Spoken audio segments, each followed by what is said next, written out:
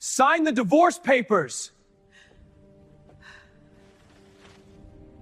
On Christmas Eve, her husband walked up to her with divorce papers in his hand. She was 7 months pregnant with his twins. He didn't pull her aside. He didn't wait until they were alone. He handed them to her right there, in front of everyone who mattered. "Sign them," he said, his voice cold and commanding. "Preston, please," she whispered, her hands trembling over her belly. "Can we just talk about this somewhere private? Please." "There's nothing to talk about. Sign the papers and leave." The champagne kept flowing. The guests kept staring. And her best friend stood beside him, holding his hand, wearing the smile of a woman who'd already won. His mother watched from across the room, cold and satisfied, like she'd orchestrated the whole thing. Because she had. "Preston, I'm begging you, sign them now."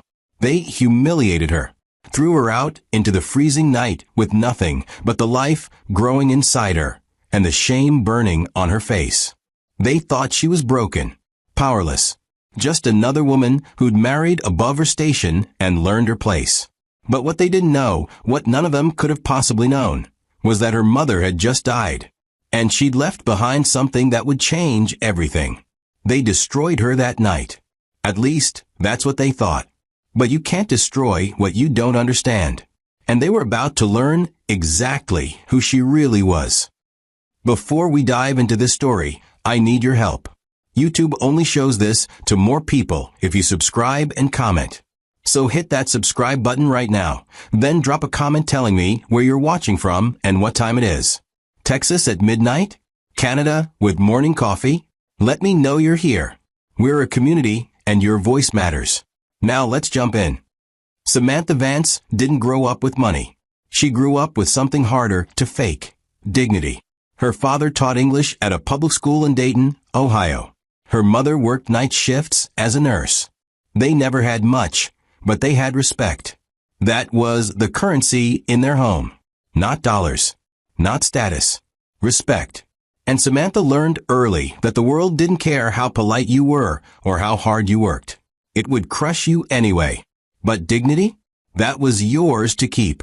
No one could take it unless you handed it over. She was quiet as a child. The kind of quiet that makes people forget you're in the room. She watched everything, listened to everything, stored it all away. Her parents never raised their voices at each other, never threw things, never slammed doors. They endured. And Samantha learned to endure too. When her father got passed over for promotions he deserved, he'd come home, sit at the kitchen table, and say nothing.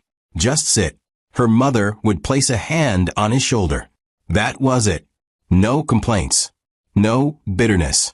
Just quiet strength. Samantha absorbed that lesson like gospel. By the time she was 23, she understood what she wanted. Not luxury. Not fame. She wanted security. She wanted a life where her children, if she ever had any, would never feel small. Never feel like they had to apologize for existing. She wanted peace. And when she met Preston Hawthorne at a charity gala in Chicago, she thought she'd found it. Preston was everything she wasn't. Tall, confident, born into a family that owned half the city's real estate. He moved through rooms like he owned them. Because he did. Or his family did. Same thing. When he approached her that night, champagne glass in hand, smiled easily and practiced, Samantha felt something she hadn't felt in years. Hope. Dangerous, reckless hope. "You don't look like you belong here," Preston said, leaning against the bar beside her. Samantha turned, startled. "Excuse me." "That's a compliment," he said, his smile widening. "Everyone here is pretending. You're not." She didn't know what to say to that. So she said nothing, just looked at him, studied him. He was handsome in that polished, catalog kind of way. Perfect teeth, perfect hair, an expensive suit that fit like it was sewn onto his body. But it was his voice that got her. Smooth, warm, like he genuinely cared what she had to say. "I'm Preston," he said, extending a hand. "Samantha. Tell me, Samantha, what brings someone like you to a place like this?" She hesitated. "A friend invited me. She works for one of the sponsors." "And you came alone?" "I did." "Brave," he said, tilting his head, studying her like she was a painting he was considering buying. Most people can't stand these things without someone to hide behind. I don't hide. No, he said softly, eyes narrowing just slightly. I don't think you do. They talked for an hour. Then 2. By the end of the night, Preston had her number. By the end of the month, they were dating. By the end of the year, he proposed. It happened fast. Too fast, maybe. But Samantha didn't question it. She wanted to believe. She needed to believe. Preston talked about futures. About stability. About a life where she'd never have to worry again. And God, she wanted that. She wanted it so badly it ached. You'll never be humiliated again, Preston whispered one night, holding her close in his penthouse overlooking Lake Michigan. I promise you that. She believed him. Fully. Completely. What she didn't know was that Preston's promises had expiration dates. The wedding was small, elegant, held at the Hawthorne estate, a sprawling mansion that looked like it had been ripped from a European postcard. Samantha walked down the aisle in a simple white dress, no veil, no train, nothing extravagant.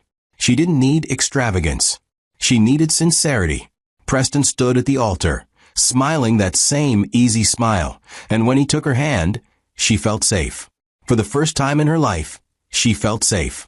But then she met Marjorie. Preston's mother stood at the reception, glass of wine in hand, watching Samantha with the kind of focus a hawk gives a mouse.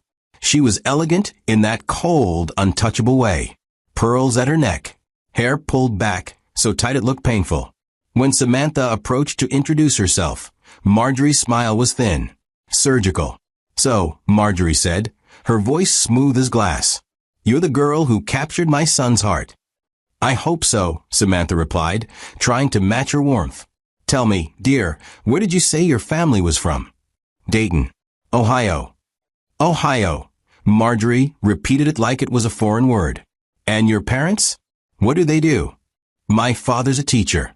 My mother's a nurse." "How noble," Marjorie said, her smile not moving. "And do they own property?" "Investments." Samantha blinked, caught off guard. "I'm sorry, just curious," Marjorie said, sipping her wine. "It's important to know where people come from. Don't you think so?" Samantha nodded slowly, uncertain. "I suppose."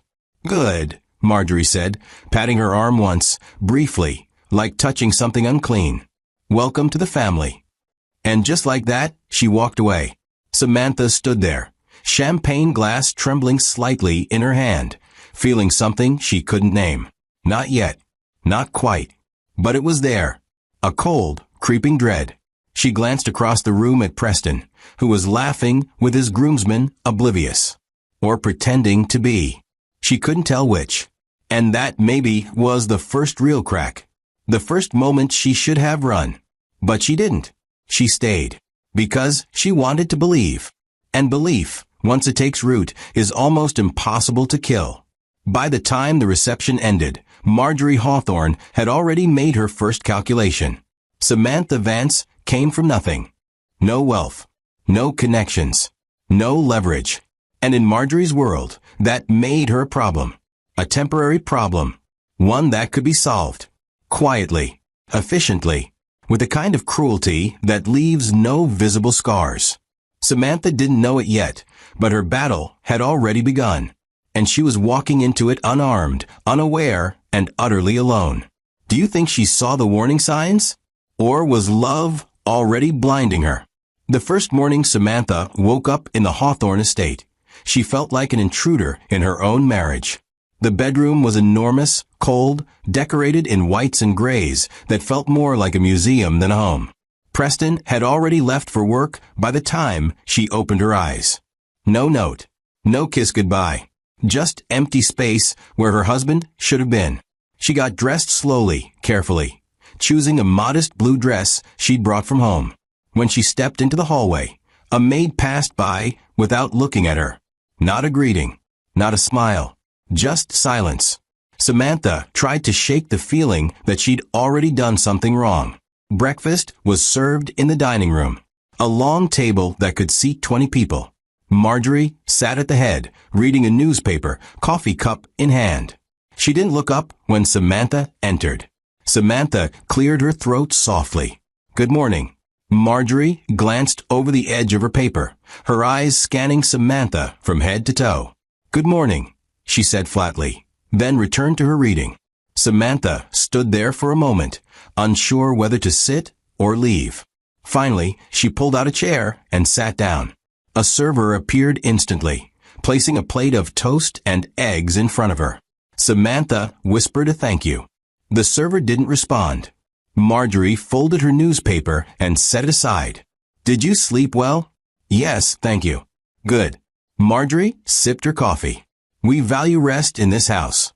It's important to maintain composure." Samantha nodded, unsure what to say to that. "Tell me, Samantha," Marjorie continued, her tone casual but her eyes sharp. "Your mother. What exactly does she do at the hospital?" "She's a nurse. She works in the ICU." "And your father?" "Still teaching." "Yes. High school English."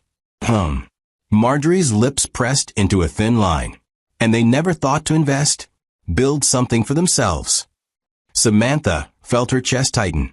"They worked hard. They gave me everything they could." "I'm sure they did," Marjorie said, her voice dripping with something Samantha couldn't name. Pity? Contempt? But working hard and working smart are two different things, wouldn't you say? Samantha's hands curled into fists under the table. She forced herself to stay calm. "I think they're both important." Marjorie smiled. It was the kind of smile that never reached the eyes. "Of course you do." She stood, smoothing her skirt. "I have a luncheon this afternoon. You're welcome to join if you'd like. Though I'm not sure you'd find the conversation particularly relatable." And just like that, she left. Samantha sat alone at the massive table, staring at her untouched eggs, feeling smaller than she'd ever felt in her life. This wasn't curiosity. This wasn't politeness. This was an interrogation. And she'd already failed. The days that followed were worse. Marjorie's questions became sharper, more pointed. "Do your parents own their home or rent? What kind of car does your father drive? Did you attend private school or public?" Each question felt like a scalpel, cutting away at Samantha's dignity piece by piece. And the worst part? Preston said nothing. He'd come home late, kiss her on the forehead, and ask how her day was. But when she tried to tell him about his mother's behavior, he'd wave it off. "She's just protective," he'd say. "Give her time." But time wasn't softening Marjorie. It was emboldening her.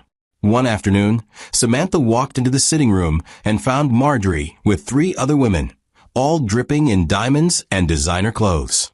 They were laughing about something when Samantha entered. The laughter stopped.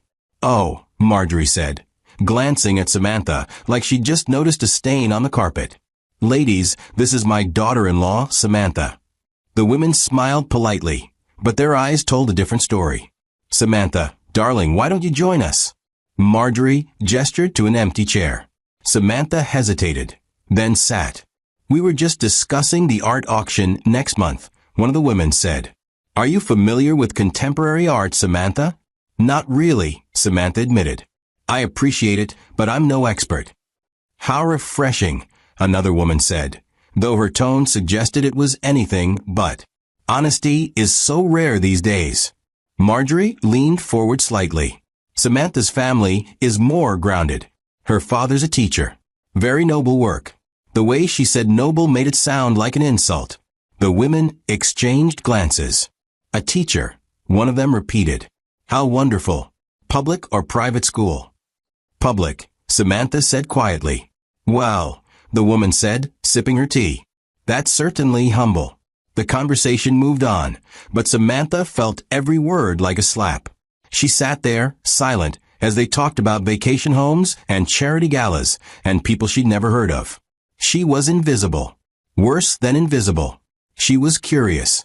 A mistake Preston had made that they were all too polite to acknowledge directly. When the women finally left, Marjorie turned to Samantha with that same thin smile. "You handled that well," she said. "I wasn't sure you would." Samantha stood, her hands shaking. "What do you want from me?" Marjorie's smile didn't falter. "I want you to understand your place." That night, Samantha waited for Preston. When he finally came home, she confronted him. Your mother hates me. Preston sighed, loosening his tie. She doesn't hate you. Then what do you call it? She's cautious. She's protective of this family. You have to understand. We've had people try to take advantage of us before. I'm not taking advantage of you, Samantha said, her voice breaking. I love you. Preston pulled her close, his voice soft. I know you do. And I love you. Just give her time. She'll come around. But Samantha wasn't sure she believed him anymore. Because later that night, after Preston had fallen asleep, she heard voices downstairs. Curious, she crept to the top of the staircase and listened. It was Preston and Marjorie. She's not what we discussed, Marjorie said coldly. I know, Preston replied. But it's done now. Then we'll undo it. Quietly. Carefully. But she cannot stay. Samantha's breath caught. Mother, you'll do what's necessary, Marjorie interrupted. Or you'll lose everything. Do you understand me? There was a long pause. Then Preston spoke, his voice barely a whisper. I understand. Samantha backed away from the stairs, her heart pounding so hard she thought it might break through her chest. She stumbled back to the bedroom, climbed into bed beside her husband, and stared at the ceiling. This wasn't a marriage. This was a trap. And she'd walked into it willingly, blindly, believing in promises that were never meant to be kept. Preston stirred beside her, reaching for her hand in his sleep. She let him hold it. But inside, something had shifted. She wasn't just scared anymore. She was awake. And that, in the end, would be the most dangerous thing of all. Do you think she should have left that night? Or was she already in too deep? Samantha discovered she was pregnant on a Tuesday morning. She'd been feeling nauseous for days, exhausted in a way that sleep couldn't fix. When the test came back positive, she sat on the bathroom floor and cried. Not from fear, from hope. Dangerous, stupid hope. She thought maybe this would change things. Maybe a baby would soften Marjorie's cruelty. Maybe Preston would finally choose her over his mother. Maybe she'd finally belong. She was wrong about all of it. When she told Preston that evening, his face went blank. Not happy. Not excited. Just blank. Are you sure? He asked. I took 3 tests. I'm sure. He ran a hand through his hair, pacing the bedroom. Okay. We'll figure this out. Figured out? Samantha's voice cracked. Preston, we're having a baby. Our baby. He stopped pacing and looked at her. Really looked at her. And for a moment, she saw something in his eyes that terrified her. Regret. I know, he said quietly. I need to tell my mother. Why does she need to know before we've even processed it ourselves? Because she does, Preston snapped. Then softer, because that's how things work in this family. Samantha told herself it would be fine. She told herself Marjorie would soften at the news of a grandchild. She told herself lies until she almost believed them. But when Preston told his mother the next day, Marjorie's reaction was surgical in its coldness. She called Samantha into her office, a room filled with dark wood and leather chairs that smelled like old money. Sit, Marjorie said, not looking up from the papers on her desk. Samantha sat. Marjorie finally glanced at her, pen still in hand. Preston tells me you're pregnant. Yes. How convenient. Samantha's stomach twisted. Excuse me. Convenient, Marjorie repeated, setting her pen down with deliberate precision. You marry into this family with nothing. No wealth.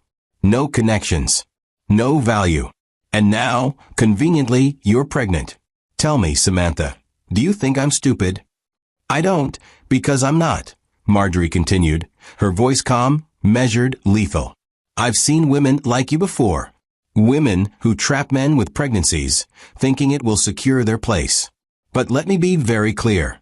A child doesn't change anything. If anything, it complicates things. Samantha's hands trembled in her lap. I didn't trap anyone. I love your son. Marjorie laughed. It was a cold, hollow sound. Love. How quaint. Love doesn't pay bills, Samantha. Love doesn't maintain legacies. And love certainly doesn't protect you from reality. The weeks that followed were a nightmare Samantha couldn't wake up from. Marjorie's cruelty intensified. She began making comments about Samantha's weight, her clothes, the way she walked. "You're carrying my grandchild," Marjorie said one morning at breakfast. "The least you could do is present yourself with some dignity." Preston said nothing. He never said anything anymore. And then Samantha found out she was having twins. 2 babies. 2 lives depending on her. She should have been overjoyed. Instead, she felt trapped. Because the same week she found out about the twins, Preston handed her a stack of papers. "What's this?" she asked. "Just some financial documents," he said casually. "Standard stuff. My mother's lawyer needs you to sign them." Samantha flipped through the pages. Words like post-nuptial agreement and asset protection jumped out at her. "Preston, what is this?" "It's nothing. Just protecting the family's interests." "Protecting them from what?" "From me." Preston's jaw tightened. "Don't make this harder than it needs to be. Just sign it. And if I don't..." He looked at her then, and she saw it again. That coldness. That distance. "Then we'll have a problem." Samantha signed the papers. Not because she wanted to, but because she had nowhere else to go. No money, no plan, and 2 babies growing inside her. She was trapped, and Marjorie knew it. But the worst betrayal was still coming. One afternoon, Samantha received a call from a hospital in Dayton. Her mother had collapsed at work. Heart failure. She needed surgery. Expensive surgery. Samantha's father was drowning in medical bills, begging for help. Samantha went to Preston immediately. "Please," she said, tears streaming down her face. "I know your family has resources.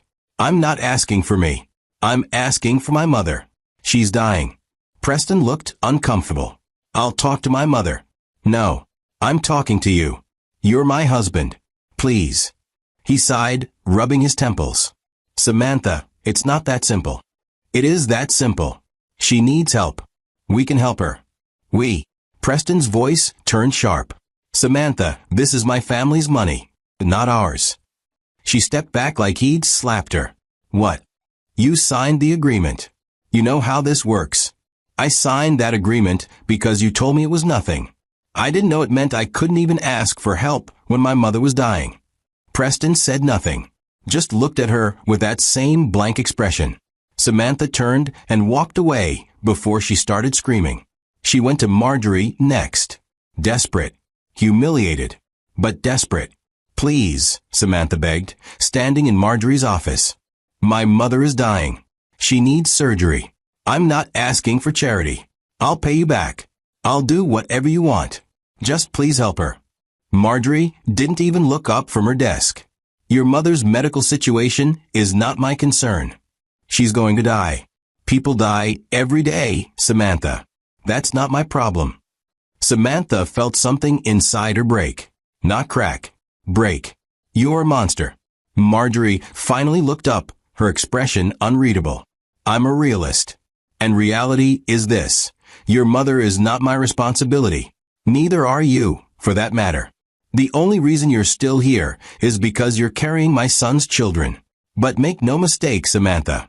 The moment those babies are born, you become expendable. So I suggest you start thinking very carefully about your future." Samantha left that office knowing the truth. She was alone. Completely, utterly alone. Preston wouldn't help her. Marjorie wouldn't help her. And her mother was dying in a hospital bed 3 states away. But the cruelty didn't stop there. A week later, Samantha saw something that shattered what little hope she had left. She came home early from a doctor's appointment and heard laughter coming from the sitting room. She recognized Preston's voice. And then she heard another voice. Familiar, warm. A voice that once made her feel safe. Naomi, her best friend. The woman she'd known since childhood. The woman who'd held her hand at her father's funeral. The woman she trusted more than anyone. Samantha pushed the door open. Preston and Naomi were sitting close on the couch, too close, laughing at something on Preston's phone. They looked up, startled. "Samantha," Naomi said, standing quickly. "I didn't know you'd be home so soon." "Clearly," Samantha said, her voice hollow. Preston stood too, smoothing his shirt. "Naomi stopped by to drop off some documents for my mother." Documents, Samantha repeated. Right. Naomi smiled, but it didn't reach her eyes. I should go. I'll call you later, Sam. She kissed Samantha on the cheek as she left. Samantha stood frozen, watching her best friend walk away, knowing in her bones that something was wrong. Terribly, irreversibly wrong.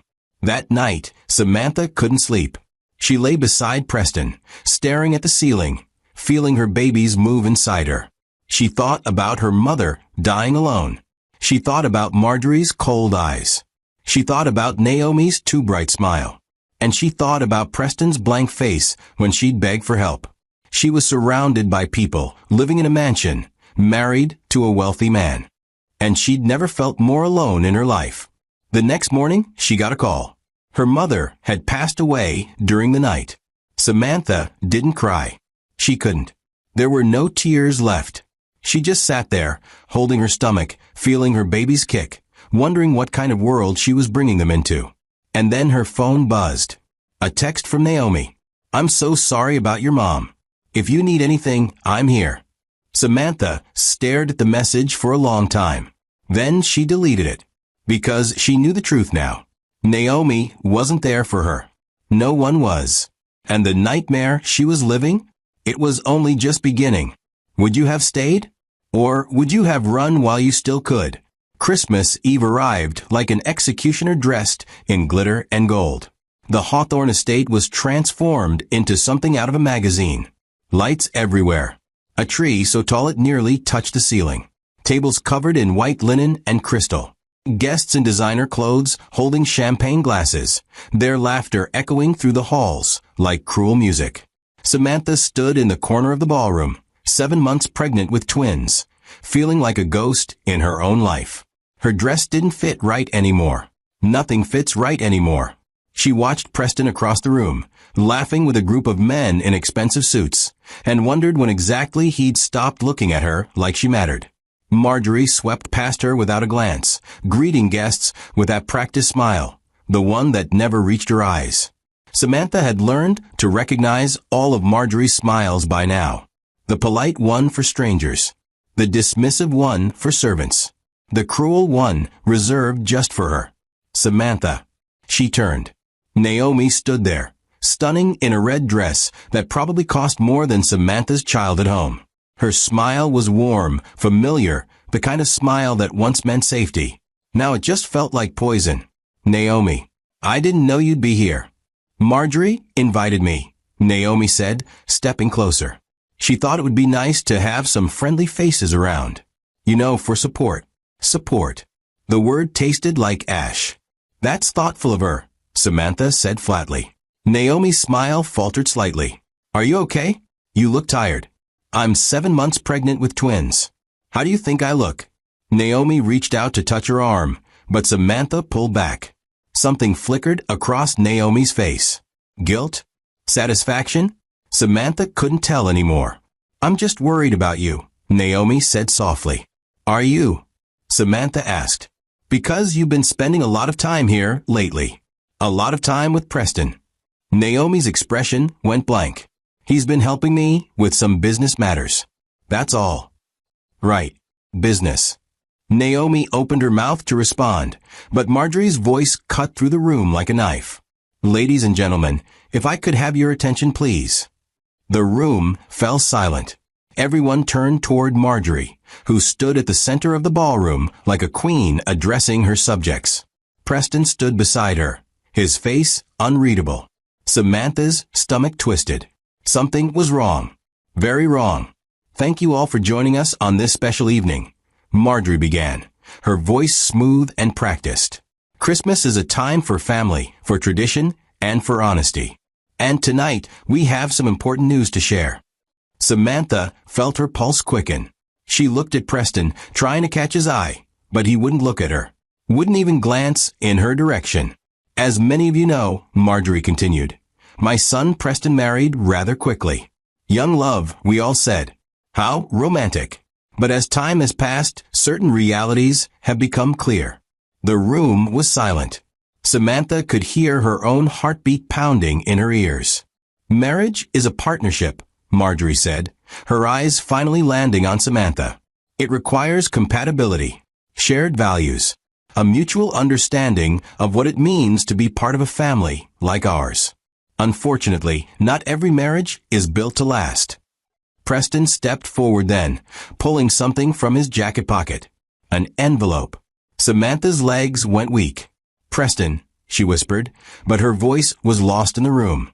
He walked toward her slowly, deliberately, his face a mask of cold determination. When he reached her, he held out the envelope. "What is this?" Samantha asked, her voice shaking. "Open it," he said quietly. Her hands trembled as she took the envelope. She could feel every eye in the room on her. She pulled out the papers inside and read the first line. "Petition for dissolution of marriage." The words blurred. Her vision swam. "You're divorcing me?" she whispered. "It's for the best," Preston said, his voice devoid of emotion. "For everyone." "For everyone?" Samantha's voice broke. "I'm pregnant. I'm 7 months pregnant with your children. Our children." "Which is why we're doing this now," Marjorie interjected, stepping forward. "Before things get more complicated." Samantha looked around the room, desperate for someone, anyone, to say something, to defend her. But they all just stared. Some looked uncomfortable. Others looked curious. Most looked entertained. This was a show. She was the show. "You can't do this," Samantha said, tears streaming down her face now. "You can't just throw me away like I'm nothing." "You signed the post-nuptial agreement," Preston said flatly. "You'll leave with nothing. That was the deal." "The deal?" Samantha's voice rose, raw and broken. "I didn't know what I was signing. You told me it was nothing. You lied to me." "I protected my family," Preston said coldly. "That's what I was supposed to do." And then Naomi stepped forward. Samantha watched in horror as Naomi walked to Preston's side, slipping her hand into his like it was the most natural thing in the world. "No," Samantha breathed. "You need to leave," Naomi said, her voice gentle but firm. "Tonight. This isn't your home anymore."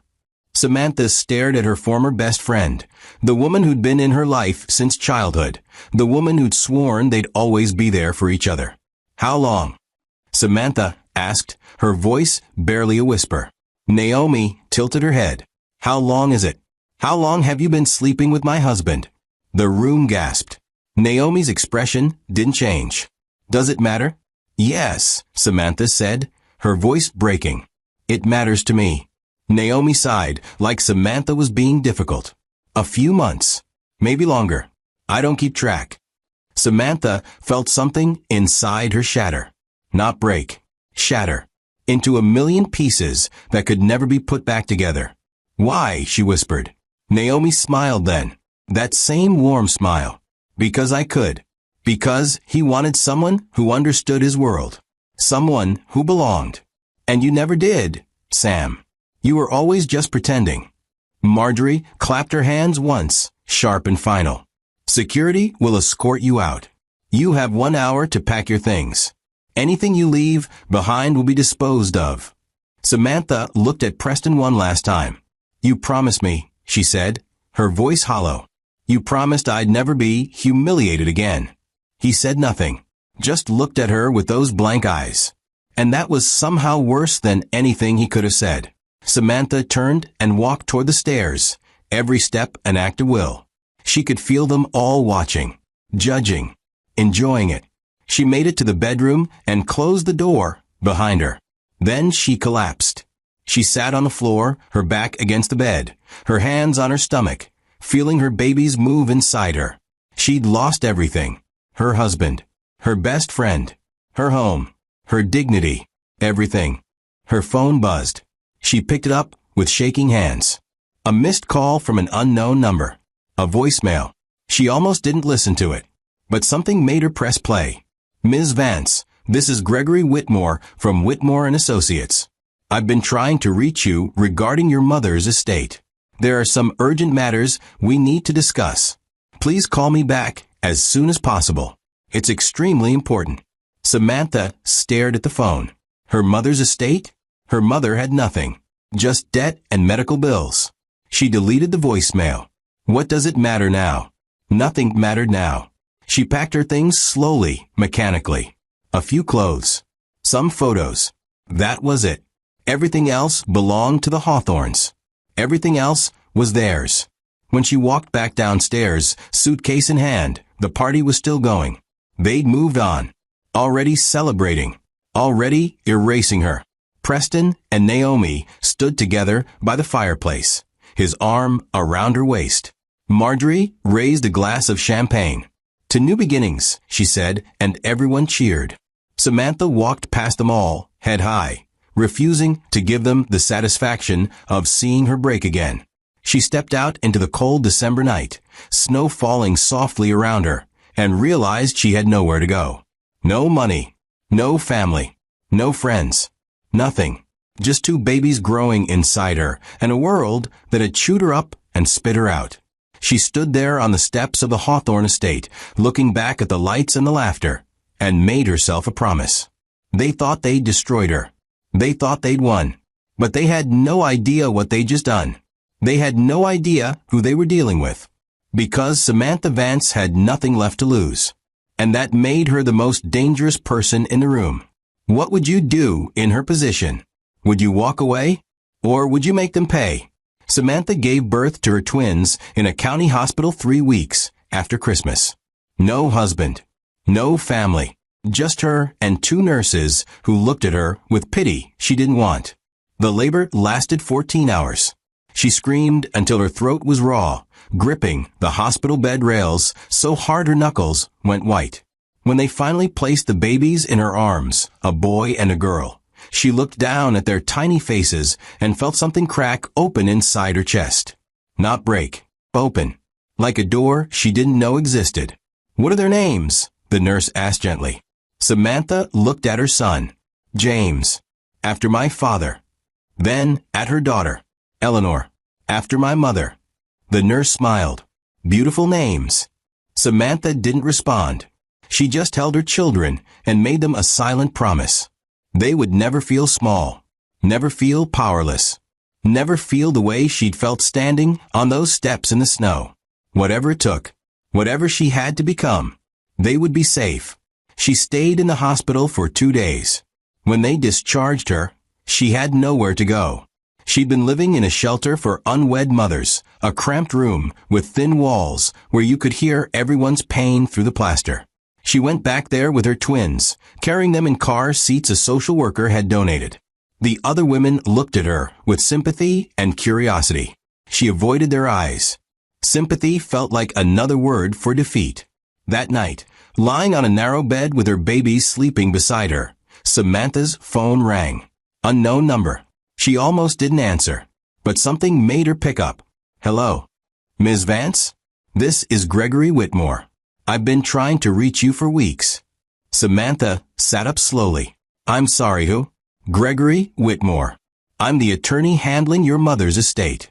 We really need to meet. As soon as possible." "My mother didn't have an estate," Samantha said flatly. "She died in debt." There was a pause. Then, "Ms. Vance, I think you should come to my office. There are things you need to know. Things your mother wanted kept private until certain conditions were met." "What conditions?" "I can't discuss this over the phone. Please. It's urgent." Samantha met Gregory Whitmore 3 days later in a glass office building downtown. She'd borrowed clothes from the shelter, found a neighbor to watch the twins, and taken 2 buses to get there. Gregory was in his 60s, gray hair, kind eyes, the type of lawyer who looked like he'd seen everything and still managed to believe in people. He stood when she entered, extending his hand. "Ms. Vance, thank you for coming."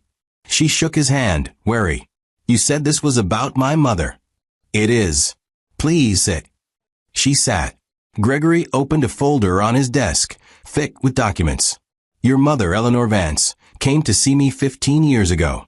She wanted to establish a trust. A very specific trust, with very specific conditions." Samantha frowned. "I don't understand. My mother was a nurse. She didn't have money for trusts." "Your mother," Gregory said carefully, "was more than a nurse. Much more." He slid a document across the desk. Samantha picked it up, scanning the words. Her eyes caught on a number. $50 million. She looked up, confused. "This is a mistake." "It's not," Gregory said gently. Your mother built a business empire over 30 years. Real estate, investments, pharmaceutical patents. She did it quietly, under a different name, protecting herself and you from people who might exploit that wealth. Samantha's hands started shaking. That's impossible. I would have known. She didn't want you to know. Not yet. She believed wealth corrupted people, making them targets. She wanted you to live a normal life, find love for the right reasons, build character through struggle. She watched you from a distance, monitored your life through me, and waited. Waited for what? For you to get divorced. Samantha stared at him. What? Gregory leaned forward. The trust had one condition. The inheritance could only be released after you were officially divorced. Your mother was brilliant, Ms. Vance. She knew that if you inherited this money while married, your spouse could claim half. She wanted to ensure that when you finally received this wealth, it would be yours alone. Untouchable. Protected. Samantha felt dizzy. When did she set this up? 15 years ago. But she updated it regularly. The last update was made 3 weeks before she died. She knew she was dying. She knew you were married. And she knew, somehow, that you'd need this. Tears streamed down Samantha's face. She watched me suffer. She watched me beg for help when she was dying. She watched me get thrown out into the street pregnant and alone. And she said nothing. She couldn't, Gregory said softly. If she'd intervened, if anyone knew about the money, it would have invalidated the trust. Your husband's family would have found a way to take it. She sacrificed her own comfort, her own dignity, to protect you. Samantha covered her face with her hands, sobbing. Not from sadness, from rage, from relief, from the overwhelming weight of understanding that her mother had loved her more than she'd ever known. The divorce was finalized 2 weeks ago, Gregory continued. Which means, as of now, you are the sole beneficiary of the Eleanor Vance Trust. $50 million. Tax-free. Yours. Samantha lowered her hands. I don't want it. Gregory blinked. I'm sorry. I don't want it, she repeated, her voice steady now. Not yet. Ms. Vance, this money could change your life. You're living in a shelter with newborn twins. You have no income, no support. I know what I have, Samantha interrupted. And I know what I need to do. She looked at Gregory, and he saw something in her eyes that made him sit back. Something cold. Something calculating. I want you to keep this quiet. No one can know. Not yet. Can you do that? Of course.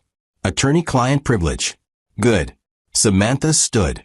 I need you to help me with something else. I need to disappear. New identity. New name. New life. Can you arrange that? Gregory hesitated. That's complicated. And expensive. I'll pay you back. With interest. But I need this done quickly and quietly. He studied her for a long moment. Then nodded. I'll make some calls.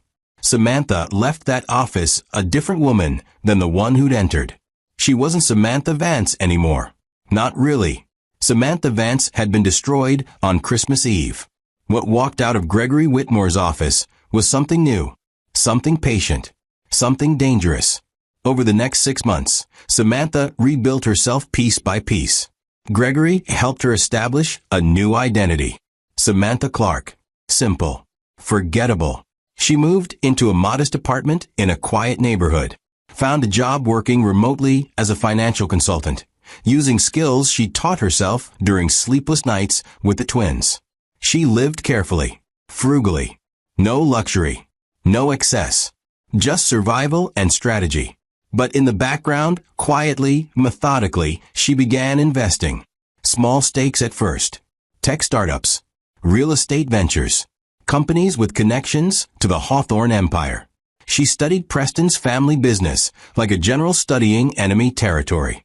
She learned their vulnerabilities, their secrets, their sins. And she waited. Meanwhile, Preston and Naomi announced their engagement. Marjorie threw a lavish party. The society pages praised their union. Perfect couple. Perfect family. Perfect life. They'd forgotten about Samantha completely. Or thought they had. But Samantha hadn't forgotten them. Every night, after putting the twins to bed, she'd sit at her kitchen table with her laptop and her mother's files, mapping out every connection, every transaction, every lie the Hawthorns had built their empire on. She found shell companies Marjorie used to hide assets, tax evasion schemes spanning decades, bribes to city officials, falsified contracts. The Hawthorne family wasn't just wealthy. They were criminals. Elegant criminals in expensive suits, but criminals nonetheless. And Samantha was going to prove it. One night, James woke up crying. Samantha went to his crib, picked him up, held him close. "Shoo," she whispered. "It's okay. Mama's here." He quieted, his tiny hand gripping her finger. Eleanor stirred in the next crib, but didn't wake. Samantha stood there in the darkness, holding her son, and thought about the woman she used to be. The woman who believed in love and promises and fairy tales. That woman was dead. And in her place stood someone who understood the world's true language. Power, strategy, patience. "They think they won," she whispered to James. "But they have no idea what's coming." 6 months turned into a year. Samantha's investments grew. Her knowledge deepened. Her plan solidified. She'd built a network of contacts. Lawyers, accountants, investigators, people who asked no questions and delivered results. She was no longer the naive girl who'd walked into the Hawthorne estate believing in love. She was a ghost, a phantom moving through their world unseen, gathering evidence, building a case, preparing for the moment when she'd finally step out of the shadows. And when that moment came, when she finally revealed herself, it wouldn't be loud. It wouldn't be dramatic. It would be devastating, quiet, complete, final. Preston had served her divorce papers in front of a room full of people. She would return the favor, but not with papers, with proof, with consequences, with the kind of justice that left no room for appeals. The Hawthorns had humiliated her publicly. She would destroy them privately. And by the time they realized what was happening, it would be far too late to stop it. Do you think revenge is justice? Or does it make you just as bad as them? 18 months after that Christmas Eve, Samantha Clark sat in a coffee shop across from the Hawthorne building, watching Preston through the window. He looked older, tired. The confidence he'd worn like armor seemed thinner now, more forced. She sipped her coffee slowly, hidden behind sunglasses and a different haircut, completely invisible to the man who'd once promised her the world. Her phone buzzed. A text from Gregory. The acquisition went through. You now own 30% of Hillcrest Properties. Samantha smiled. Hillcrest Properties was one of Marjorie's shell companies, used to funnel money and avoid taxes. And now Samantha owned a controlling interest. She typed back, "Good. Move to phase 2. She put her phone away and watched Preston get into a black car. Naomi was with him, her hand on his arm, that same smile Samantha remembered. They looked happy, successful, untouchable. They had no idea the ground beneath them was already crumbling. Samantha had been patient, methodical. She'd spent 18 months studying every aspect of the Hawthorne empire, learning their business inside and out, identifying weaknesses they didn't even know existed. She'd invested carefully, strategically, using her mother's inheritance to buy stakes in companies the Hawthorns depended on. Real estate firms, construction companies, financial institutions. She didn't buy enough to raise alarms, just enough to have influence, just enough to cause problems when the time was right. And that time was coming soon. She finished her coffee and left the shop, walking past the Hawthorne building without a glance. 2 blocks away, she got into her own car, a modest sedan that drew no attention. In the back seat, James and Eleanor were strapped into their car seats, playing quietly with toys. "Mama," Eleanor called out, holding up a stuffed bear. "Look, I see, baby," Samantha said, smiling genuinely for the first time that day. "That's beautiful." She drove them to daycare, a clean, safe place she could actually afford now, but chose to keep modest. No one could know about the money. Not yet. The moment people knew she had wealth, everything would change. Questions would be asked. Connections would be made. So she lived like she had nothing, even though she had everything. After dropping off the twins, Samantha drove to Gregory's office.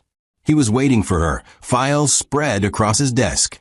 "You're playing a dangerous game," he said as she entered. "I know. The Hawthorns aren't stupid. Eventually, they'll notice." "Let them notice," Samantha said, sitting down. "By the time they figure out what's happening, it'll be too late." Gregory pushed a file toward her. "I found something. Marjorie's foundation, the one she uses for charity events, it's a front. Has been for years. She's been funneling donations into offshore accounts, using fake receipts and phantom expenses. It's a fraud, Samantha. Major fraud." Samantha opened the file, scanning the documents. Her heart beat faster. This was it. This was the leverage she needed. How much are we talking about? Millions. Maybe tens of millions over the past decade. Can you prove it? With the right resources? Yes. But it'll take time. And it'll be expensive. Samantha closed the file. "Do it. Whatever it costs. I want every detail documented, every transaction traced, every lie exposed." Gregory leaned back in his chair. "What's your endgame here, Samantha? Revenge? Justice? What?" She met his eyes. "I want them to feel what I felt. Powerless. Humiliated. Alone. I want them to lose everything and realize too late that they destroyed the one person who could have saved them." That night, Samantha received an unexpected call. Unknown number. She almost didn't answer, but something made her pick up. "Hello. Samantha." The voice was familiar. Too familiar. She froze. "Who is this?" "It's Preston." Her grip tightened on the phone. "How did you get this number?" "I have my ways," he said, his voice cautious. "I need to talk to you. We have nothing to talk about. It's about the twins. I want to see them." Samantha's blood went cold. "No. Samantha, please. I know I hurt you. I know I was wrong. But they're my children too. I have rights." "Rights." Samantha's voice turned to ice. "You gave up your rights when you threw me out. When you humiliated me in front of everyone. When you chose your mother and your mistress over your family." "I made a mistake," Preston said quietly. "I see that now. I was weak. I let my mother control me. But I want to fix this. I want to be in their lives." Samantha laughed. It was a cold, hollow sound. "You want to fix this? You can't fix this, Preston. You broke something that can't be repaired. Please, just let me see them. Once. That's all I'm asking." "Why now? Why after 18 months?" There was a pause. "Then, because Naomi's pregnant. And it's made me realize what I lost. What I threw away." Samantha felt a surge of rage, so intense she had to close her eyes and breathe. "Congratulations," she said flatly. "I hope you're better to that child than you were to mine." "Samantha," she hung up. Threw the phone across the room. It hit the wall and shattered. She stood there, shaking, fighting the urge to scream. How dare he? How dare he call her now, pretending to care, pretending to have regrets? He didn't regret what he'd done. He regretted the consequences. There was a difference. Her phone buzzed. The burner phone she kept for business. She picked it up. A text from one of her investigators. "Found something big. Call me." She called. "What is it?" "Preston's been embezzling from his own company. Small amounts at first, but it's gotten bigger. He's in debt. Gambling debt. Over $2 million. Samantha's mind raced. Does Marjorie know? Not yet. But she will soon. His creditors are getting impatient. Who does he owe? Some very dangerous people. Russian syndicate. They don't mess around. Samantha smiled. Keep monitoring. Let me know if anything changes. She hung up and sat down, her mind working through the implications. Preston was desperate. Desperate people made mistakes. And mistakes created opportunities. The next morning, Samantha received a visitor at her apartment. She opened the door to find Naomi standing there, designer purse on her arm, looking every bit the society wife she'd always wanted to be. "Hello, Sam," Naomi said. Samantha didn't move. "How did you find me?" "It wasn't easy. But I have resources." Naomi smiled that familiar smile. "Can I come in?" "No. Please." I just want to talk. About what? Naomi shifted uncomfortably. About Preston. About us. About what happened. What happened, Samantha repeated slowly, is that you slept with my husband, helped destroy my marriage, and stood there smiling while I was thrown out pregnant and humiliated. That's what happened. I know, Naomi said quietly. And I'm sorry. Sorry, Samantha said. You're sorry. I am. I was jealous. You had everything I wanted. The family, the security, the man. And I convinced myself that I deserved it more than you did. And now I realize I was wrong. Preston isn't who I thought he was. The marriage is falling apart. He's cold, distant, angry all the time. He gambles. He drinks. He's not the man we thought he was. Samantha felt nothing. No satisfaction. No pity. Just emptiness. Why are you telling me this? Because I'm pregnant, Naomi said, her voice breaking. And I'm scared. Marjorie hates me. She blames me for Preston's problems. She says I'm not good enough either. And Preston looks at me the same way he used to look at you. Like I'm a burden. Like he wishes he could start over. Then leave him. I can't. I signed a prenup. If I leave, I get nothing. I'm trapped, Sam. Just like you were. Samantha stepped closer. No, Naomi. Not just like me. Because I didn't betray anyone. I didn't smile while someone I loved was destroyed.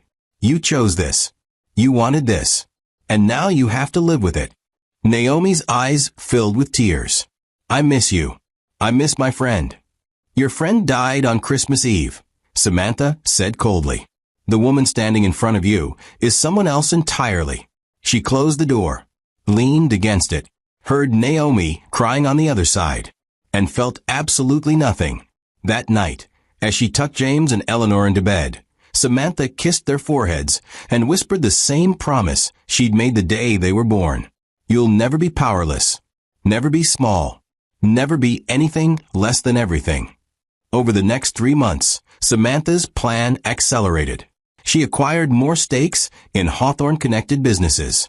She gathered more evidence of Marjorie's fraud. She documented Preston's embezzlement, his gambling debts, his connections to dangerous people. And she waited. Because the best revenge wasn't loud. It wasn't dramatic. It was inevitable. It was the slow, creeping realization that everything you built, everything you took for granted, was built on sand. And when the tide came in, there was nothing you could do to stop it. Samantha had been that tide once. Gentle, hopeful, easy to ignore. But Preston and Marjorie had forgotten something important about tides. They always come back. And when they do, they don't just wash things away. They reshape entire coastlines. The Hawthorns had reshaped Samantha's life once. Now she was going to return the favor. And unlike them, she wouldn't leave any survivors. 2 years after Christmas Eve, Samantha sat in a boardroom she technically owned, but no one knew about. The men around the table were discussing a real estate deal worth $40 million. A deal that would make or break several companies tied to the Hawthorne empire. They had no idea the quiet woman taking notes in the corner controlled the outcome. She'd positioned herself as an assistant to one of the investors, invisible, forgettable, exactly where she needed to be. The Hawthorne offer is strong, one man said, adjusting his tie. $20 million up front, the rest over 5 years. It's safe. Safe doesn't mean smart, another countered. We have better offers. Faster money. Less risk. Samantha kept writing, her face neutral, but inside she was calculating. If they accepted the Hawthorne offer, Preston's company would stabilize. Marjorie would have breathing room. That couldn't happen. Not yet. What about the Clark Industries offer? Someone asked.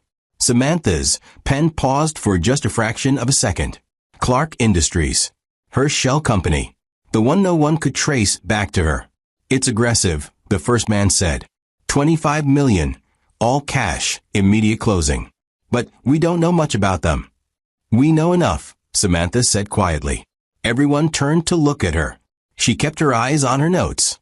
Clark Industries has a clean record, solid financing, no legal issues. The Hawthorne offer might be safe, but it ties you up for 5 years. Clark gives you liquidity now. In this market, that matters. The room went quiet. One of the senior partners leaned forward. And you know how? Samantha looked up, meeting his eyes without flinching. I did my research. That's what you pay me for. He studied her for a moment, then nodded. She's right. Let's go with Clark. The meeting ended 20 minutes later. Samantha gathered her things and left before anyone could ask more questions.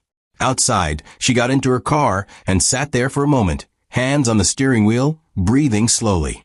She'd just cost the Hawthornes $20 million. And they didn't even know it yet. Her phone rang. Gregory. It's done, she said before he could speak. The real estate deal went to Clark Industries. Good. That puts Preston in a difficult position. He was counting on that money to cover his gambling debts. How much does he owe now? $3 million. And his creditors aren't patient people. Samantha started the car. Let them squeeze him. I want him desperately. Samantha, Gregory said carefully.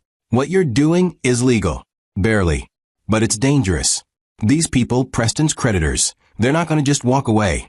I'm counting on that, she said, and hung up. That evening, Samantha picked up the twins from daycare. James ran to her immediately, wrapping his arms around her legs. Mama. We made pictures. Eleanor was right behind him, holding up a drawing. Look, it's our family. Samantha took the drawing, her chest tightening. 3 stick figures. Her and the twins. No one else. It's perfect, baby, she said, kissing Eleanor's head. Can we get ice cream? James asked hopefully. Samantha smiled. Yes, we can get ice cream. They went to a small shop near their apartment, nothing fancy, just a neighborhood place with good flavors and sticky tables. The twins got chocolate. Samantha got nothing. She just watched them eat, their faces covered in chocolate, laughing about something only they understood. This was why she was doing all of it. Not for revenge. Not for justice. For them. So they'd never have to beg. Never have to feel small. Never have to watch their mother be destroyed and feel powerless to stop it. Her phone buzzed. A message from one of her investigators. Marjorie's foundation audit is scheduled for next month. Federal agents involved. Samantha's pulse quickened. The audit. She'd been working toward this for 2 years. Every document gathered, every transaction traced, every lie exposed. The foundation was Marjorie's pride, her way of appearing charitable, while funneling millions into offshore accounts. And now the government was finally looking. Mama, you're not eating, Eleanor said, pulling Samantha back to the present. I'm not hungry, sweetheart. I'm just happy watching you. James grinned, chocolate on his chin. You're silly, Mama. Maybe I am, she said softly. That night, after putting the twins to bed, Samantha sat at her kitchen table with her laptop. She opened the encrypted files containing everything she'd gathered on the Hawthornes. Bank records, emails, recorded conversations, photographs. 2 years of work, 2 years of patience, 2 years of becoming someone she barely recognized. Her mother had left her $50 million. But more than that, she'd left her a lesson. Wealth wasn't power. Information was power. Strategy was power. Patience was power. And Samantha had mastered all 3. She clicked on a folder labeled Marjorie Foundation Fraud.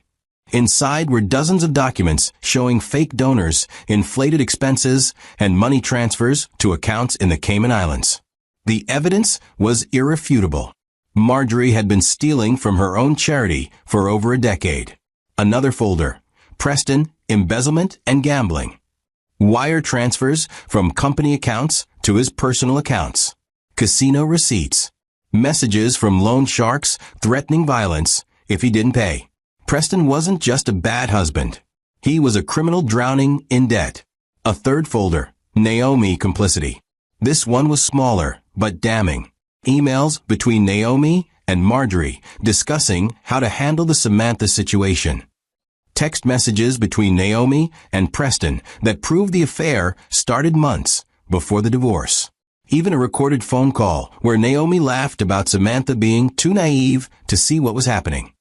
Samantha closed the laptop and leaned back in her chair. She could release everything tomorrow. Send it to the authorities, the press, every news outlet in the country. The Hawthorns would be destroyed within a week. But that would be too quick. Too easy. They wouldn't suffer. They wouldn't understand. And Samantha needed them to understand. She needed them to feel every ounce of pain they'd inflicted on her, multiplied, concentrated, delivered with surgical precision. So she waited. And while she waited, she tightened the noose. Her phone rang. Unknown number. She almost didn't answer. But something told her to pick up. Hello. Ms. Clark.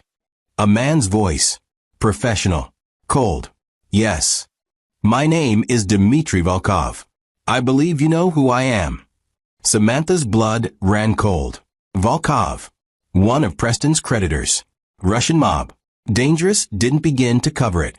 I don't know what you're talking about. Please, Ms. Clark. Or should I say, Ms. Vance?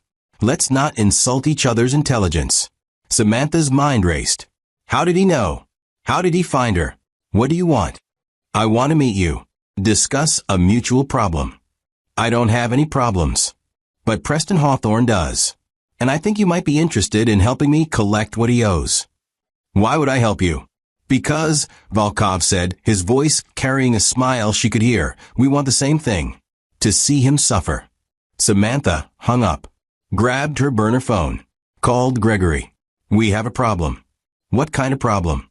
The Russian mob knows who I am. Gregory swore. How? I don't know. But they want to meet. Don't. Samantha, these people are not part of your plan. They're dangerous, unpredictable. I know what they are, Samantha interrupted. But they're also leveraged. If they're pressuring Preston, he'll make more mistakes. Bigger mistakes. Mistakes that will destroy him faster. Or mistakes that will get you killed. Samantha looked at the twins' bedroom door and saw the light from their nightlight glowing underneath. I'll be careful. Samantha, I have to go. She hung up and sat in the darkness, thinking. The Russians were a wild card. She hadn't planned for them. But maybe she could use them. Maybe they were exactly what she needed to push Preston over the edge. Her mother's voice echoed in her memory, something she'd said years ago when Samantha was young. Baby, when life gives you chaos, don't run from it. Use it. Turn it into a weapon. The best plans aren't the ones that avoid trouble. They're the ones that turn trouble into opportunity. Samantha had thought she understood that lesson. Now she knew she'd barely scratched the surface. 3 days later, Samantha met Dmitry Volkov in a quiet restaurant downtown. He was exactly what she expected. Expensive suit. Cold eyes. The kind of man who'd seen every angle and trusted none of them. Ms. Vance, he said, standing as she approached. Thank you for coming. I'm not here to help you, Samantha said, sitting down. I'm here to make sure you stay away from my children. Your children are of no interest to me. Their father, however, is... He owes you money. I understand that. But that's between you and him. Volkov smiled. Actually, it involves you. Preston has been telling people he can pay his debts. That he has access to resources he didn't have before. He mentioned your name. Samantha's jaw tightened. I have nothing to do with Preston. Perhaps. But he seems to think differently. He says you inherited money. A lot of money. And that if he can reconcile with you, he can access it. Understanding crashed over Samantha like a wave. That's why Preston called. That's why he suddenly wanted to see the twins. Not because he cared. Because he was desperate. Because he needed her money to save himself. He's lying, Samantha said coldly. I don't have any money. And even if I did, I wouldn't give him a cent. Volkov studied her. I believe you. Which means Preston is lying to me. And I don't appreciate being lied to. What are you going to do? What I always do when people don't pay their debts. I collect. One way or another. He stood, buttoning his jacket. Stay away from Preston, Ms. Vance. For your own safety. And your children's. He left. Samantha sat there alone, her mind spinning. Preston was more desperate than she'd thought. Desperate enough to drag her back into his mess. Desperate enough to lie to the Russian mob. Desperate enough to get himself killed. And when he did, when everything finally collapsed around him, Samantha would be there. Not to save him, but to watch. Because some people don't deserve second chances. Some people deserve exactly what they've earned. And Preston Hawthorne had earned a reckoning. Do you think she's gone too far? Or is this exactly what he deserves? Preston Hawthorne sat in his office, staring at the foreclosure notice on his desk. 30 days. That's all he had before the bank seized the downtown property his grandfather had built. The property that was supposed to be his legacy. The property he'd already borrowed against 3 times to cover his gambling debts. His hands trembled as he reached for the whiskey bottle in his drawer. Empty. He'd finished it yesterday. Or was it this morning? Time blurred when you were drowning. His phone rang. Unknown number. He knew who it was before he answered. Volkov. Mr. Hawthorne. How pleasant to hear your voice. Tell me, have you found my money? I need more time. You've had time. 3 months of time. My patience has limits. I'm working on it. I have assets, investments. You have nothing. Volkov interrupted, his voice like ice cracking. Your company is failing. Your properties are mortgaged beyond their value. Your mother's foundation is under federal investigation. You are, how do Americans say it, circling the drain. Preston's stomach twisted. How do you know about the investigation? I make it my business to know everything about people who owe me money. It helps me determine whether they'll live long enough to pay. I can get the money. My ex-wife, she inherited. Yes, $50 million. We've had this conversation. She won't give you a penny. I spoke with her myself. Lovely woman. Much smarter than you. Preston's blood ran cold. You approached Samantha? I wanted to verify your claims. She was quite clear. You are, in her words, dead to her. So tell me, Mr. Hawthorne, if your ex-wife won't help you, and you have no assets worth seizing, how exactly do you plan to pay your debt? Preston's mind raced, grasping at anything. The children. I have custody rights. I can use them as leverage. The line went silent for a long moment. When Volkov spoke again, his voice carried a warning that made Preston's skin crawl. Mr. Hawthorne, I am many things. Criminal, yes. Violent when necessary, absolutely. But I am not a monster. If you threaten children to solve your problems, you become worthless to me. And worthless things get discarded. Do you understand? I wasn't serious, you have 2 weeks. Find my money or prepare for consequences you cannot imagine. The line went dead. Preston threw his phone across the room, watching it shatter against the wall. Everything was falling apart. The business his grandfather built, the reputation his father protected, the empire his mother fought to preserve, all of it crumbling because he'd been stupid enough to think he could beat the house. His mother had warned him. Stop gambling. Stop making reckless investments. Stop trusting people like Naomi who only wanted access to the family name. He'd ignored every warning, convinced his charm and connections would always save him. Now those connections were disappearing. People stopped returning his calls. Invitations dried up. Even his own mother barely spoke to him anymore, too busy trying to save her foundation from federal prosecutors. His office door opened without a knock. Naomi walked in, designer handbag over her shoulder, sunglasses pushed up into her hair. She looked around the shabby office with barely concealed disgust. This is depressing, she said. What do you want, Naomi? I want to know when you're going to fix this mess. I didn't leave my comfortable life to be associated with a sinking ship. Preston laughed bitterly. Your comfortable life? You were working as a real estate agent in Ohio. You had nothing. I had more than this, she gestured around the office. At least I had dignity. Now I'm the woman who destroyed her best friend's marriage for a man who can't even keep his business afloat. You destroyed nothing. Samantha was always going to fail. She didn't belong in our world. Your world. Naomi's voice dripped with contempt. Preston, you don't have a world anymore. Your mother's charity is being investigated for fraud. Your company is bankrupt. Your creditors are Russian mobsters. This isn't a world. It's a graveyard. Then leave. I intend to. But first, I need to know something. The inheritance Samantha got from her mother, how much was it really? Preston looked at her, seeing clearly for the first time what she actually was. Not a lover. Not a partner. Just another person trying to extract value from his name before it became worthless. 50 million. Why? Naomi's eyes flickered with calculation. And she has full control. As far as I know. Interesting. She turned to leave, then paused at the door. For what it's worth, Preston, you should have treated her better. Samantha was the only real thing you ever had. She left. Preston sat alone in the silence, Naomi's words echoing in his head. Was she right? Had Samantha been his only chance at something genuine? He thought back to the night he'd handed her those divorce papers, Christmas Eve, in front of everyone. He remembered the look in her eyes. Not anger, not hatred, just a quiet devastation that had made him feel powerful in the moment. Now it made him feel sick.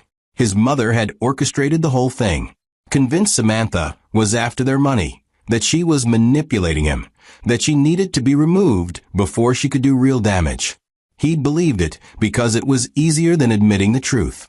That his mother was a controlling narcissist who couldn't stand anyone threatening her grip on the family. That Naomi was an opportunist who saw a chance to upgrade her life. That he was a coward who chose comfort over courage. His phone, the backup one in his desk drawer, buzzed. A text from an unknown number. Meet me at Grant Park, East Bench, 1 hour. Come alone. This is your last chance. Preston stared at the message. Last chance for what? To save himself? To fix his mistakes? Or to dig himself deeper into a hole he'd never escape? He grabbed his coat and left. The office felt like a tomb anyway. Grant Park was cold, wind cutting across the lake and through the bare trees. Preston found the east bench easily. A woman sat there, back turned, dark coat, hood up. He approached cautiously. Are you the one who texted? She turned. Samantha. Preston froze. His heart hammering. She looked different. Stronger.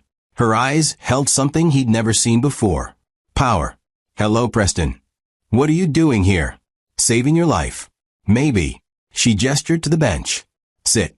He sat, keeping distance between them, unsure whether to be hopeful or terrified. Samantha pulled out a folder, placed it on the bench between them.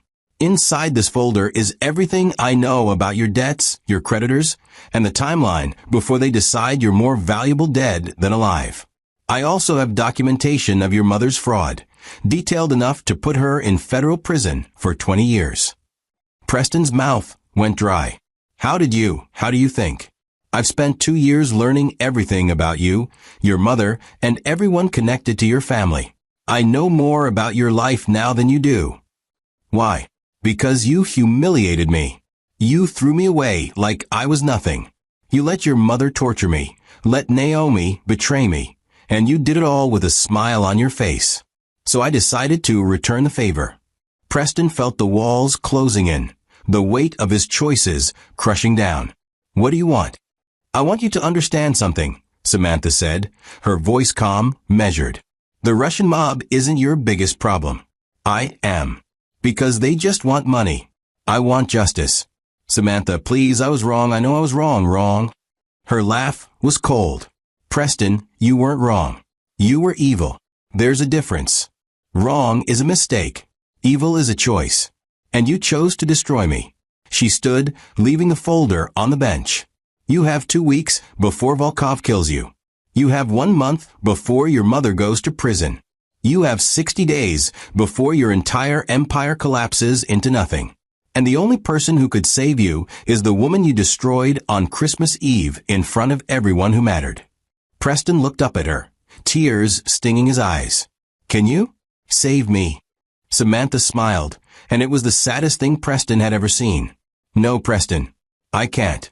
Because some things, once broken, can never be fixed. You made sure of that. She walked away, disappearing into the Chicago wind, leaving Preston alone on a frozen bench with a folder full of his sins. He opened it with shaking hands. Page after page of evidence. Transactions, recordings, photographs. Everything that would destroy him and his mother completely. And at the bottom, a handwritten note in Samantha's precise script. You taught me that mercy is weakness. Thank you for the lesson. Preston sat there as the sun set, the folder heavy in his hands, understanding finally, horribly, that he'd created his own destroyer. And she was just getting started. Could Samantha really watch him fall, without feeling anything? Or was there still a piece of her that remembered loving him? The federal agents arrived at Marjorie Hawthorne's estate on a Tuesday morning. Unmarked cars rolling up the pristine driveway like a funeral procession. Marjorie watched from her window, teacup frozen halfway to her lips, as 12 agents in navy jackets emerged carrying boxes and warrants. She'd known this day was coming. The audit had been scheduled for weeks.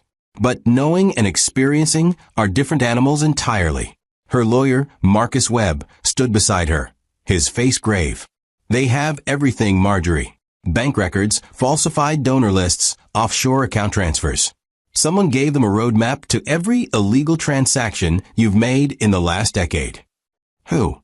Her voice was ice, but her hands trembled. I don't know. But whoever it is, they've been planning this for a long time. The lead agent knocked on the door. Marjorie's housekeeper answered, and within moments they were spreading through the house like a plague, opening drawers, photographing documents, seizing computers. Marjorie descended the stairs slowly, every inch the queen, refusing to let them see her panic. Agent Morrison, she said, recognizing the lead investigator from news reports. To what do I owe this invasion? Mrs. Hawthorne, we have a warrant to search these premises and seize any materials related to the Hawthorne Foundation for Community Development. You're under investigation for tax fraud, money laundering, and embezzlement of charitable funds. I've done nothing wrong. My foundation has helped thousands of people. Your foundation, Agent Morrison said, pulling out a document, has reported donations from entities that don't exist, paid salaries to employees who aren't real, and transferred over $15 million to offshore accounts in the Cayman Islands. That's not charity, Mrs. Hawthorne. That's organized crime. Marjorie's composure cracked for just a second. 15 million. They knew about all of it. I want my lawyer present for any further discussion. He's right there. Morrison gestured to Marcus. And you'll need him. We'll be here for several hours. I suggest you get comfortable. The news broke within an hour.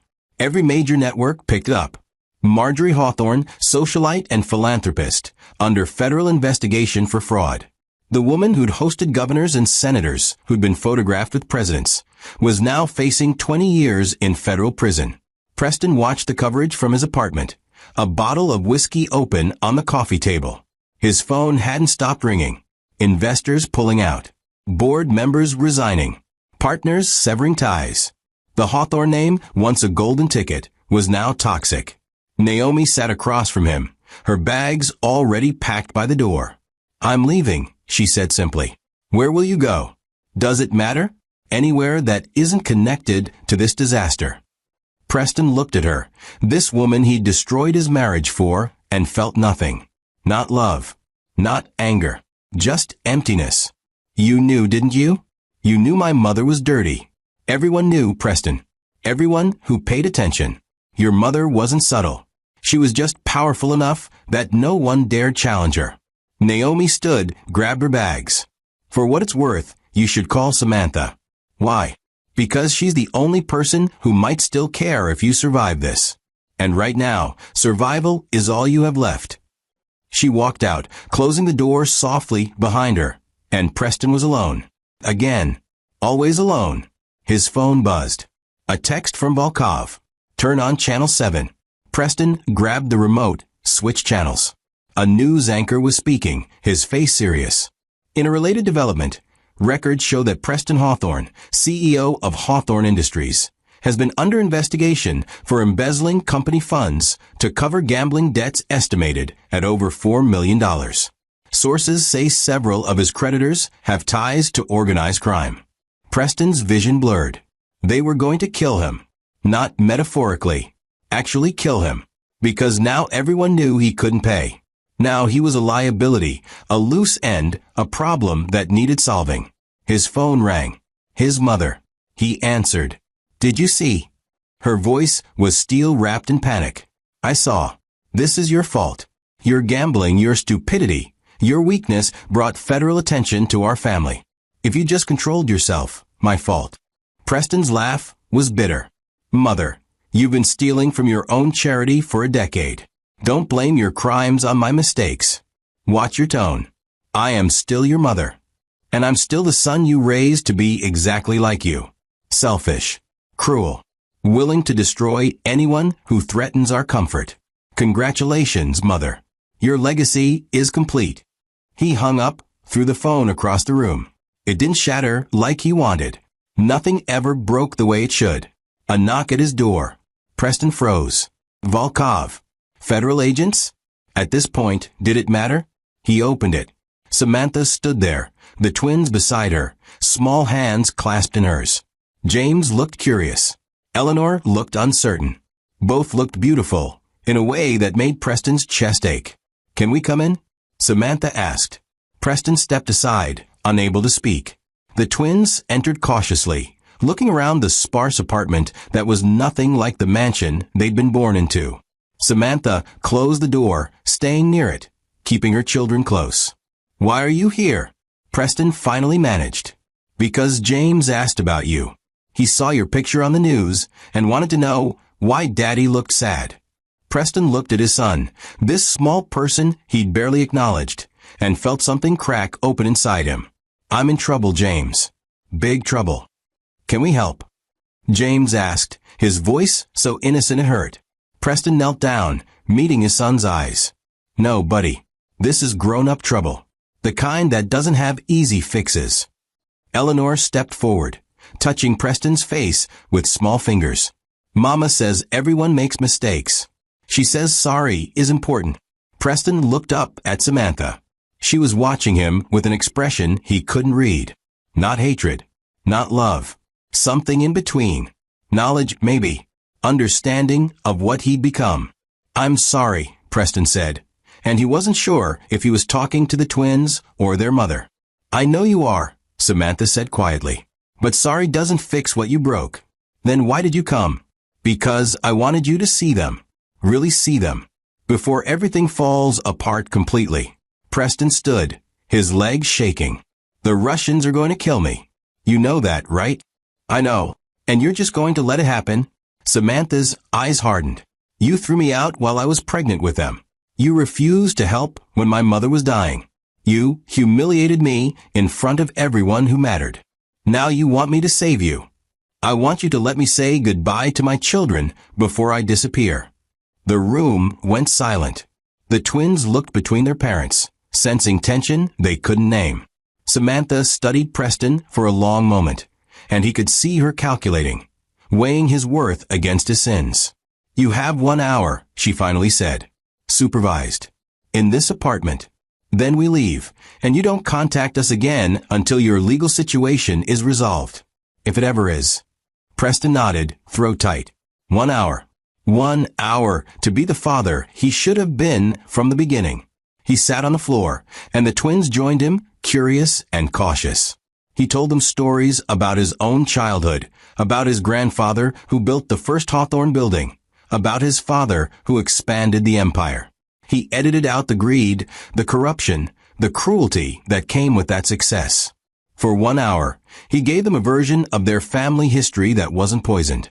James asked questions. Eleanor drew pictures. And Samantha watched from the doorway, her face unreadable, her presence a reminder of everything Preston had destroyed chasing things that didn't matter. When the hour ended, Samantha called the twins. They hugged Preston, quick and uncertain, then ran to their mother. Say goodbye to Daddy, Samantha said gently. Bye, Daddy, they chorused. Preston watched them leave, watched the door close behind them, and understood with perfect clarity that he'd just seen his children for possibly the last time. His phone buzzed. Another text from Volkov. Midnight. Pier 17. Come alone, or we will come to you. Preston looked at the message, then at the empty apartment, then at the folder Samantha had left him in the park. Inside was evidence that could save him or destroy him, depending on how he used it. He could go to the FBI, trade information about his mother for immunity. He could run, try to disappear before Volkov found him. Or he could go to that pier and face what he'd earned. What would you do if you were Preston? Run? Fight? Or accept the consequences? Preston poured himself a drink, his last one from the bottle, and made his choice. Marjorie Hawthorne sat in her study, surrounded by FBI agents cataloging her life, and received a phone call that changed everything. Mrs. Hawthorne, this is Detective Chen from Chicago PD. Your son Preston was found an hour ago at Pier 17. He's been shot.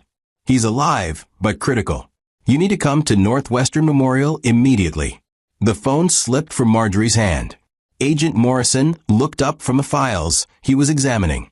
Ma'am, are you all right? Marjorie couldn't speak, couldn't breathe.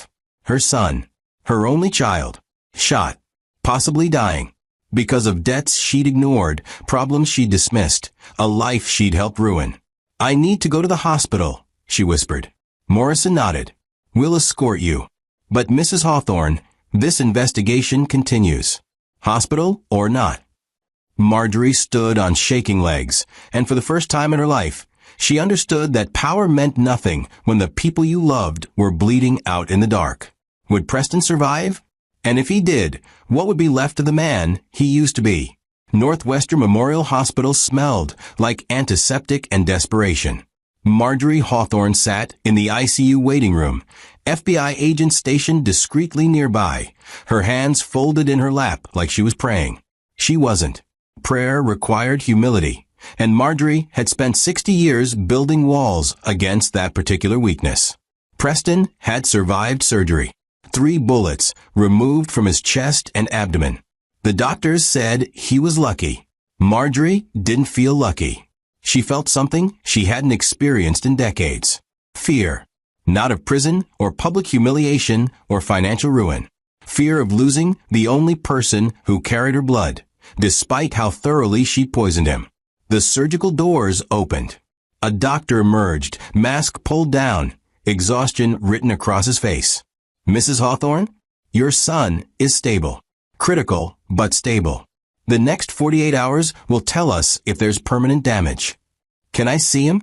10 minutes. He's sedated, but you can sit with him. Marjorie stood, her legs unsteady, and followed the doctor through sterile hallways to a room filled with machines that beeped and hummed, keeping Preston tethered to life. He looked small in the hospital bed, tubes running from his arms, monitors tracking every struggling heartbeat. Marjorie sat beside him, and for the first time since he was a child, she took his hand. I'm sorry, she whispered, though he couldn't hear. I'm sorry I made you into this. I'm sorry I taught you that power mattered more than people. I'm sorry I turned you into me. Preston's fingers twitched, whether in response or random nerve firing. Marjorie couldn't tell. She stayed until a nurse gently told her time was up, and she returned to the waiting room where Agent Morrison was reviewing documents. Mrs. Hawthorne, we need to continue our conversation about the foundation. My son was just shot. I understand. But justice doesn't pause for personal tragedy. You're facing serious charges. Cooperation now could reduce your sentence significantly. Marjorie looked at him, this young man with his pressed suit and earnest face, and realized he had no idea what real power looked like. Not money or influence. Real power was watching your legacy bleed out and understanding you'd built it all on sand. I'll cooperate, she said quietly. I'll give you everything. Names, accounts, transactions. All of it. Morrison blinked, surprised. Why the sudden change? Because my son is dying, and if he survives, I want him to inherit something other than my mistakes. She spent the next 6 hours in a conference room, dictating every crime she'd committed, every law she'd broken, every person she'd manipulated. The agents recorded it all, their faces carefully neutral, as one of Chicago's most powerful women dismantled her own empire, brick by brick. 3 days later, Samantha received a call from an unknown number. She almost didn't answer. The twins were at preschool.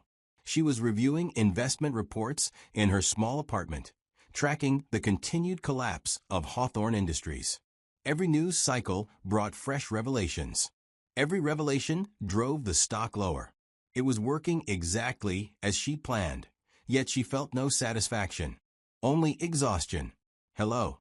Ms. Vance, this is Detective Chen, Chicago PD. I'm calling about Preston Hawthorne. Samantha's pulse quickened. What about him? He's awake. And he's asking for you. Why would I visit him?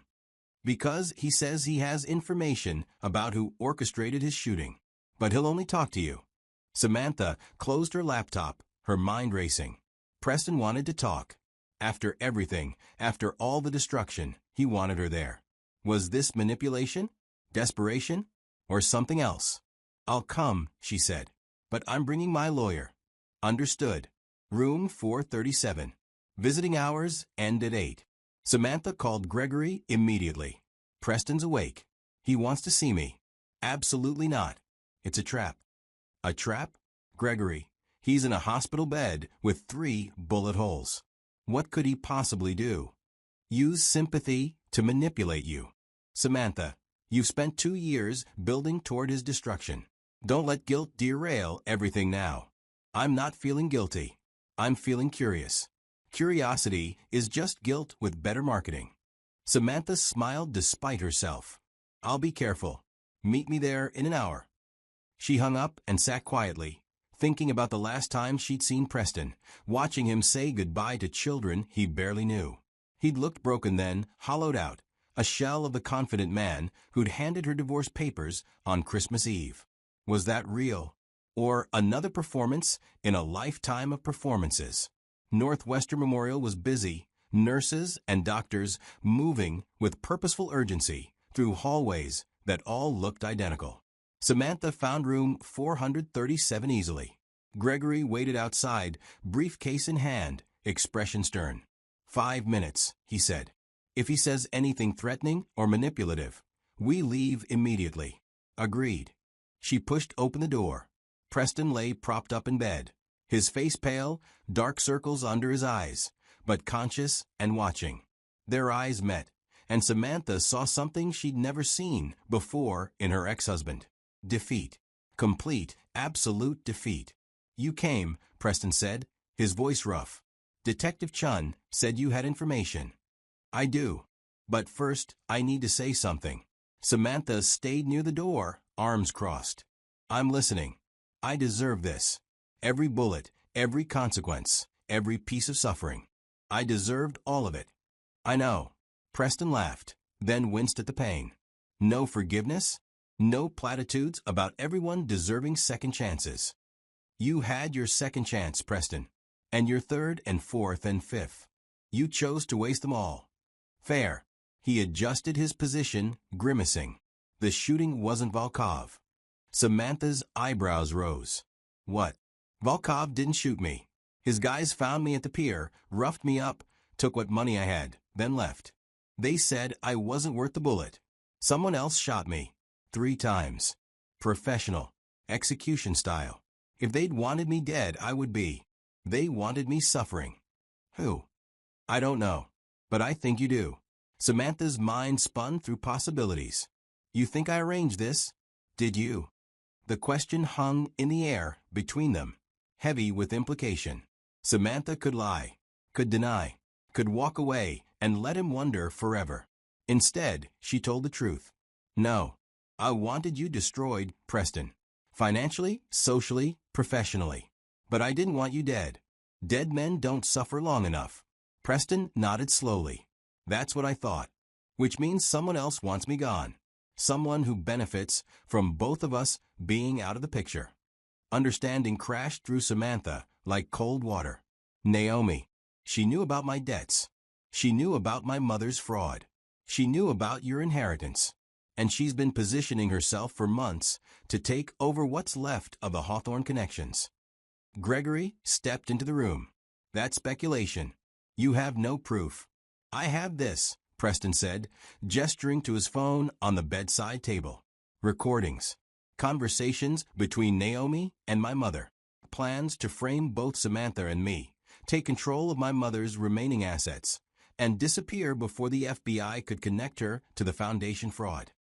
Samantha picked up the phone, scrolled through files. Hours of recordings, emails, text messages, a complete blueprint of betrayal within betrayal. "Why are you giving me this?" she asked. "Because you were right. About everything. My mother, Naomi, the kind of person I became. And because those kids deserve a father who isn't a complete waste of space. I can't be that father if I'm dead." Samantha looked at this man she'd once loved, this broken thing that used to be Preston Hawthorne, and made a decision that surprised even her. "I'll give this to the police. Naomi will be arrested. Your cooperation might reduce your sentence for embezzlement." "Why would you help me?" "I'm not helping you. I'm protecting my children from having their father murdered. There's a difference." She turned to leave, then paused. "Preston, when you get out of here, whenever that is, don't contact us. Don't call, don't visit, don't send letters. You stay away from James and Eleanor until you're actually someone worth knowing. Understood?" Preston nodded, tears sliding down his cheeks. Understood. Samantha and Gregory left the hospital, evidence in hand, and went straight to Detective Chen. Within 12 hours, Naomi Cross was arrested at O'Hare Airport, trying to board a flight to Switzerland with $2 million in cash and falsified documents. The news exploded. The woman who destroyed a marriage had been planning to destroy everyone involved, take the money, and vanish. Chicago couldn't stop talking about it. Within 2 weeks, the legal dominoes fell with brutal efficiency. Marjorie Hawthorne pleaded guilty to 15 counts of fraud and money laundering, accepting a 10-year sentence in exchange for cooperation. Preston Hawthorne, testifying against both his mother and Naomi, received 5 years probation and was permanently barred from corporate leadership. Naomi Cross was sentenced to 20 years for attempted murder, fraud, and conspiracy. The Hawthorne empire, once untouchable, was liquidated to pay restitution to defrauded charities and investors. And through it all, Samantha remained invisible, a ghost moving through the wreckage she'd helped create, collecting pieces of the life she'd always deserved. 6 months later, Samantha stood in her new home, a modest house in Evanston with a backyard where the twins could play safely. It wasn't a mansion. It wasn't an estate. But it was hers, bought with her mother's money, filled with her choices, and built on a foundation of dignity instead of cruelty. James and Eleanor ran through the rooms, laughing, chasing each other in the eternal game of childhood. They asked about their father sometimes. Samantha told them the truth, age-appropriate versions of it. Daddy made mistakes. Daddy is working to be better. Maybe someday he will be. Gregory visited often, bringing paperwork and friendship, helping her manage the $50 million she'd inherited and invested wisely. She'd used some to pay off her mother's medical debts, donated generously to real charities, and set the rest aside for her children's futures. She didn't need revenge anymore. The Hawthornes had destroyed themselves. She'd simply held up a mirror and let them see what they'd become. One evening, as she tucked the twins into bed, Eleanor asked, "Mama, are you happy now?" Samantha thought about it, about everything she'd lost and everything she'd gained, about the woman she'd been and the woman she'd become, about pain and power and the price of both. "Yes, baby," she said, kissing Eleanor's forehead. "I'm happy now." And for the first time in 3 years, it wasn't a lie. The Hawthorne name faded from headlines, replaced by newer scandals, fresher tragedies. But for those who remembered, it remained warning. Dignity, once destroyed, can be rebuilt. Justice, once delayed, will find its moment. And the quiet ones, the ones you dismiss and discard, they're the ones who'll reshape your world while you're too busy celebrating to notice. Samantha Vance had learned that lesson the hardest way possible. And she'd made sure the Hawthornes learned it too. Was this justice? Or was this revenge with a cleaner conscience? Maybe there's no difference when the scales finally balance. Thanks for watching. If you enjoyed the story, make sure to subscribe to the channel and drop a comment telling us the part of the story you enjoyed most.